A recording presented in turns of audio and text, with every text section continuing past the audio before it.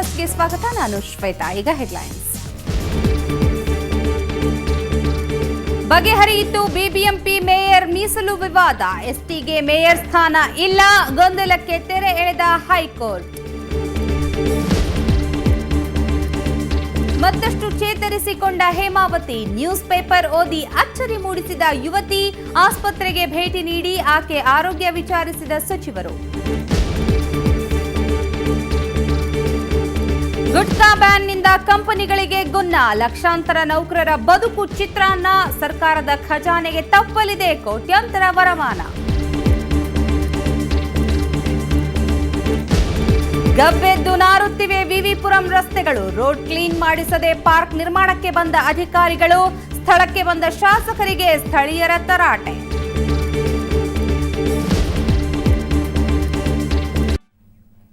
ಪೋಷಕರಿಂದ ಹಿಂಸೆ ಅನುಭವಿಸಿ ಆಸ್ಪತ್ರೆಯ ಪಾಲಾಗಿದ್ದ ಹೇಮಾವತಿ ಈಗ ಮತ್ತಷ್ಟು ಚೇತರಿಸಿಕೊಂಡಿದ್ದಾಳೆ. ದೈಹಿಕವಾಗಿ ಇನ್ನೂ ದುರ್ಬಲವಾಗಿರೋ ಆಕೆಯ ಆರೋಗ್ಯ ವಿಚಾರಿಸಲು ರಾಜಕಾರಣಿಗಳ ದಂಡೆ ಇವತ್ತು ಆಸ್ಪತ್ರೆಗೆ ಭೇಟಿ ನೀಡಿತ್ತು.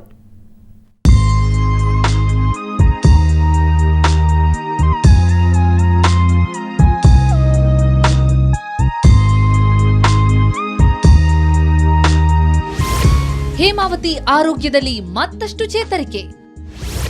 ಹೇಮಾವತಿ ನೋಡಲು ರಾಜಕಾರಣಿಗಳ ದಂಡು. ಕಳೆದ 4 ವರ್ಷದಿಂದ ಕತ್ತರ ಕೋಣೆಯಲ್ಲಿ ಬೆತ್ತಲಾಗಿ ಬಂದಿಯಾಗಿದ್ದ ಹೇಮಾವತಿ ಬಾಳಲ್ಲಿ ಕೊನೆಗೂ ಆಶಾಕಿರಣ ಮೂಡಿದೆ. ನಿಮಾನ್ಸ್ನಲ್ಲಿ ಚಿಕಿತ್ಸೆ ಪಡೆಯುತ್ತಿರುವ ಹೇಮಾವತಿ ಆರೋಗ್ಯದಲ್ಲಿ ಮತ್ತಷ್ಟು ಚೇತರಿಕೆ ಕಂಡು ಬಂದಿದೆ. ಆಕೆಯ ಯೋಗಕ್ಷೇಮ ವಿಚಾರಿಸಲು ರಾಜಕಾರಣಿಗಳ ದಂಡೆ ಆಸ್ಪತ್ರೆಗೆ ಭೇಟಿ ನೀಡ್ತಾ ಇದೆ. ಇಂದು ಆರೋಗ್ಯ ಸಚಿವ ಯುಟಿ ಖಾದರ್ ಹೇಮಾರನ್ನ ನೋಡಲು ಬಂದಿದ್ರು. ಈ ವೇಳೆ ಹೇಮಾ ನ್ಯೂಸ್ ಪೇಪರ್ ಓದೋ ಮೂಲಕ ಸಚಿವರನ್ನು ಅಚ್ಚರಿಗೊಳಿಸಿದ್ರು. ಸೋದರಿಯನ್ನು ಒಂದು ದಿವಸ ನಾವು 2 ದಿವಸ ಮುಂಚೆ ನೋಡಿದ್ದೇವೆ. ಅದಕ್ಕಿಂತಲೂ 100% ಬೆಟರ್ ಆಗಿ ನಾವು ಇವತ್ತು ಅವರನ್ನು ನೋಡ್ತಾ ಇದ್ದೇವೆ. ಅದು ಯಾವೊಂದು ಪ್ರಶ್ನೆ ಇವತ್ತು ನಾನು ಕೇಳಿದ್ದೇನೆ ಎಲ್ಲದೂ ಕೂಡ ಬಹಳಷ್ಟು ಕರೆಕ್ಟಾಗಿ ಉತ್ತರ ಕೊಟ್ಟಿದ್ದಾಳೆ. ಬಹುಶಃ ಇವತ್ತು ಪೇಪರನ್ನು ಕೂಡ ಅವರ ಪಕ್ಕದಲ್ಲಿತ್ತು. ಆ ಪೇಪರ್ ಡಾಕ್ಟರ್ ಕೇಳಿದ್ರು, ಪೇಪರ್ ಓದ್ತಾ ಪಕ್ಕದವರು ಕೊಟ್ಟರು ಅಂತ ಹೇಳಿದಾಗ ಏನು ಬರೆದಿದ್ದಾರೆ ಅಂತ ಕೇಳಿದಾಗ ಅದನ್ನು ಕೂಡ ಕ್ಲಿಯರ್ ಆಗಿ ಓದುವಂತ ಕೆಲಸ ಆಯಿತು. ಇನ್ನು ಇದಾದ ಕೆಲ ಸಮಯದಲ್ಲೇ ಸಚಿವೆ ಉಮಾಶ್ರೀ ಆಸ್ಪತ್ರೆಗೆ ಭೇಟಿ ನೀಡಿದ್ರು. ಹೇಮಾವತಿಗೆ ಧೈರ್ಯ ತುಂಬಿದ್ರು. ಧೈರ್ಯವಾಗಿರ್ತೀನಿ ಅಂತ ಹೇಳಿದಾಳೆ. ಧೈರ್ಯ ತಗೋ, ನಾವೆಲ್ಲ ಇದ್ದೀವಿ, ನೀನು ಏನೇ ಇದ್ರೂ ಕೂಡ ಮನಸ್ಸಿನ ನೋವುಗಳನ್ನೆಲ್ಲ ಡಾಕ್ಟರ್ ಹತ್ರ ಹೇಳು, ನಿನ್ನ ಮನಸ್ಸಿನ ನೋವುಗಳನ್ನ ನಿರ್ಮೂಲನ ಮಾಡೋದಕ್ಕೆ ಈ ಡಾಕ್ಟರ್ಸ್ ಹೇಳೋದು. ಧೈರ್ಯ ತಗೊಂಡು ಧೈರ್ಯವಾಗಿ ಬದುಕಬೇಕು, ಬಾಳ್ಬೇಕು ನಾವು ಅಂತೆಲ್ಲ ಹೇಳಿದೆ. ಅದಕ್ಕೆ ನಾನು ಧೈರ್ಯವಾಗಿರ್ತೀನಿ ಅಂತಕ್ಕಂಥ ಮಾತನ್ನ ಹೇಳಿದೆ. ಒಟ್ನಲ್ಲಿ ಹೇಮಾಳ ಮಾನಸಿಕ ಸ್ಥಿತಿ ತುಂಬಾನೇ ಸುಧಾರಿಸಿದೆ. ಅದರಂತೆ ಆಕೆ ದೈಹಿಕವಾಗಿಯೂ ಆದಷ್ಟು ಬೇಗ ಚೇತರಿಸಿಕೊಳ್ಳಲಿ ಅನ್ನೋದು ಎಲ್ಲರ ಆಶಯ. ಬೆಂಗಳೂರಿನಿಂದ ಕ್ಯಾಮರಾಮನ್ ಅನಿಲ್ ಜೊತೆ ದತ್ತರಾಜ್ ಪಡುಕೋಣೆ, ಸುವರ್ಣ ನ್ಯೂಸ್. ಇನ್ನು ಜೆಪಿ ನಗರದಲ್ಲಿ ಮಕ್ಕಳಿಂದಲೇ ಬಂಧನಕ್ಕೊಳಗಾಗಿದ್ದ ಅನಂತರಾಮ ಶೆಟ್ಟಿಯವರನ್ನ ಸಾಯಿಗೋಲ್ಡ್ ಪ್ಯಾಲೇಸ್ ಮಾಲೀಕ ಶರವಣ ಭೇಟಿ ಮಾಡಿದರು. ಜಯನಗರದ ಆಸ್ಪತ್ರೆಗೆ ಭೇಟಿ ನೀಡಿದ ಶರವಣ ಅನಂತರಾಮ ಶೆಟ್ಟಿಯವರ ಆರೋಗ್ಯ ವಿಚಾರಿಸಿದರು. ಬಳಿಕ ಮಾತನಾಡಿದ ಶರವಣ ತನ್ನ ಜನಾಂಗದ ಅಶಕ್ತ ಪೋಷಕರ ಸಭಾದಲ್ಲಿ ಅನಂತರಾಮ ಶೆಟ್ಟಿಯವರನ್ನ ಪೋಷಿಸುವುದಾಗಿ ತಿಳಿಸಿದರು. ಈ ಬಗ್ಗೆ ಅವರ ಮಕ್ಕಳ ಜೊತೆ ಮಾತಾಡಿ ಅನುಮತಿ ಪಡೆದಿದ್ದೇನೆ ಅಂದರು. ಆದರೆ ಅನಂತರಾಮ ಶೆಟ್ಟಿ ಮಾತ್ರ ತಮ್ಮ ಮಕ್ಕಳೊಂದಿಗೆ ವಾಸಿಸುವ ಇಂಗಿತ ವ್ಯಕ್ತಪಡಿಸಿದರು. ಆಗಲಿ ಅವ್ರ ಹೆಲ್ತಿಯಾಗಿ ನಿಮ್ಮ ಒಂದು ಕುಂದುಕೊರತೆಗಳು ಯಾವುದೇ ಇರಲಿ, ನಾವು ಇಲ್ಲಿ ಬಂದಿದ್ದೀವಿ, ನಿಮ್ಗೆ ಸ್ಪಂದಿಸ್ತೀವಿ, ನಿಮ್ಗೆ ಯಾವುದೇ ಥರ ಕಷ್ಟ ಸುಖಗಳನ್ನ ನಮ್ಮ ಜೊತೆಲಿ ಶೇರ್ ಮಾಡ್ಕೊಳ್ಳಿ ಅಂತೇಳಿ ಮುಕ್ತವಾಗಿ ಈಗ ಚರ್ಚೆ ಮಾಡಿದೆ ಅವ್ರ ಜೊತೆಯಲ್ಲಿ. ಅವರು ನೀವು ಏನು ಹೇಳ್ತೀರೋ ಕೇಳ್ತೀವಿ, ಬಟ್ ನಾನು ವೃದ್ಧಾಶ್ರಮಕ್ಕೆ ನಾನು ಸೇರಿಸಿ ನನಗೆ ಅಲ್ಲಿ ಚೆನ್ನಾಗಿ ನೋಡ್ಕೋಬೇಕು, ಆ ವ್ಯವಸ್ಥೆ ಎಲ್ಲ ನೀವು ಮಾಡ್ತೀರಿ ಅಂತ ಹೇಳಿದ್ರೆ ನಾನು ಖಂಡಿತ ಬರ್ತೀನಿ ಅಂತೇಳಿ. ಬೃಹತ್ ಬೆಂಗಳೂರು ಮಹಾನಗರ ಪಾಲಿಕೆ ಮೇಯರ್ ಮೀಸಲಾತಿ ಗೊಂದಲಕ್ಕೆ ಕೊನೆಗೂ ಹೈಕೋರ್ಟ್ ತೆರೆ ಎಳೆದಿದೆ. ಮೇಯರ್ ಸ್ಥಾನ ಎಸ್ಟಿಗೆ ಮೀಸಲಾತಿ ನೀಡಬೇಕು ಅಂತ ಕಾರ್ಪೊರೇಟರ್ ಲೋಕೇಶ್ ಸಲ್ಲಿಸಿದ್ದ ಅರ್ಜಿಯನ್ನ ಹೈಕೋರ್ಟ್ ವಜಾಗೊಳಿಸಿದೆ. ಈ ಮೂಲಕ ಎಸ್ಟಿಗೆ ಮೇಯರ್ ಸ್ಥಾನವಿಲ್ಲ ಅಂತ ಹೈಕೋರ್ಟ್ ಏಕಸದಸ್ಯ ಪೀಠ ಆದೇಶ ನೀಡಿದೆ. ಹೀಗಾಗಿ ಈ ಹಿಂದಿನಂತೆ ಮೇಯರ್ ಸ್ಥಾನ ಸಾಮಾನ್ಯ ವರ್ಗಕ್ಕೆ ಮೀಸಲಾದಂತಾಯಿತು.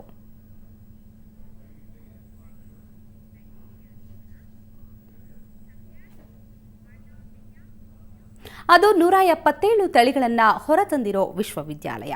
ರಾಷ್ಟ್ರೀಯ ಹಾಗೂ ಅಂತಾರಾಷ್ಟ್ರೀಯ ಮಟ್ಟದಲ್ಲಿ ಹೆಸರು ಗಳಿಸಿದ ಕೃಷಿ ವಿಶ್ವವಿದ್ಯಾಲಯಕ್ಕೆ ಇವತ್ತು ಸುವರ್ಣ ಸಂಭ್ರಮ. ಅದರ ಬಗ್ಗೆ ಒಂದು ರಿಪೋರ್ಟ್ ಇಲ್ಲಿದೆ.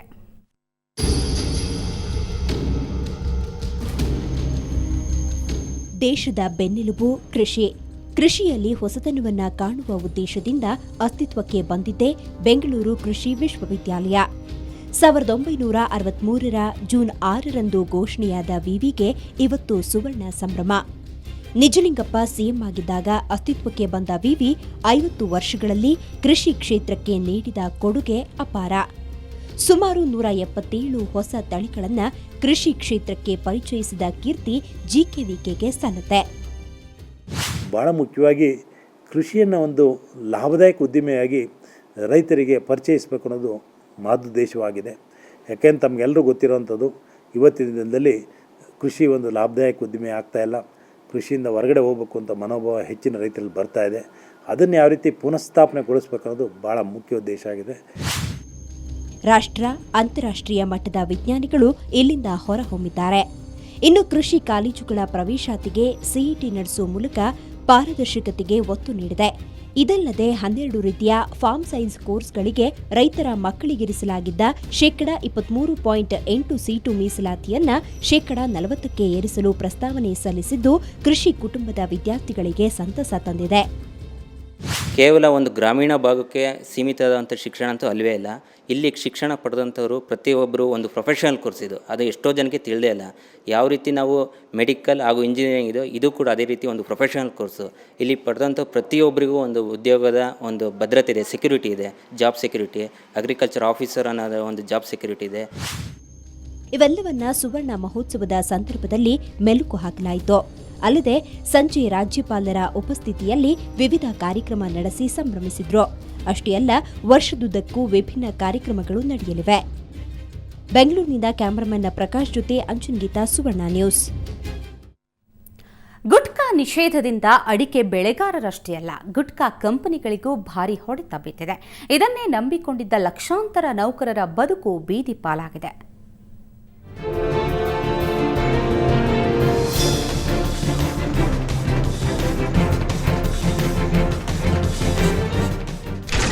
ಗುಟ್ಕಾ ನಿಷೇಧದಿಂದ ಕಂಗಾಲಾದ ಕಂಪನಿಗಳು, ಬೀದಿಗೆ ಬಿತ್ತು ಲಕ್ಷಾಂತರ ನೌಕರರ ಬದುಕು. ರಾಜ್ಯದಲ್ಲಿ ಗುಟ್ಕಾ ಮಾರಾಟ ನಿಷೇಧವಾಗಿದೆ.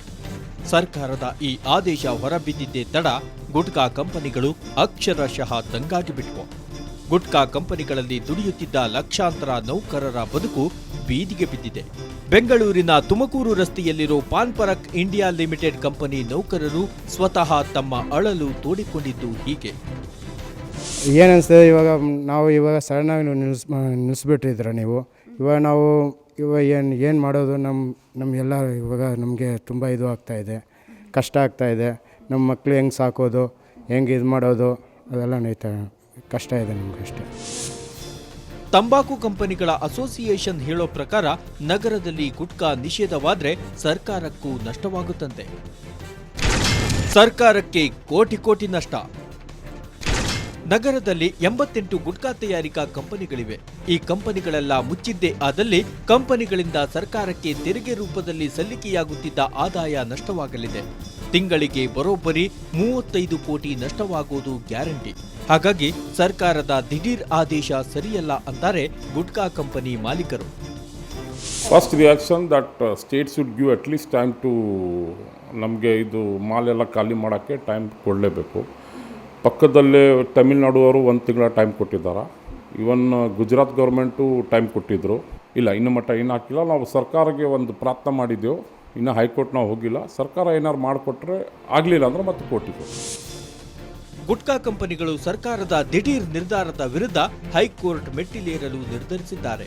ಗುಟ್ಕಾ ನಿಷೇಧದ ವಾದ ವಿವಾದ ಮುಂದೇನಾಗುತ್ತೆ ಕಾದು ನೋಡಬೇಕು. ಬೆಂಗಳೂರಿನಿಂದ ಕ್ಯಾಮರಾಮನ್ ವಿನೋದ್ ಜೊತೆ ನಂದಿನಿ, ಸುವರ್ಣ ನ್ಯೂಸ್. ಸಿಲಿಕಾನ್ ಸಿಟಿಯ ಸುದ್ದಿಗಳು ಇನ್ನು ಸಾಕಷ್ಟಿವೆ, ನೋಡೋಣ ಬ್ರೇಕ್ನ ನಂತರ.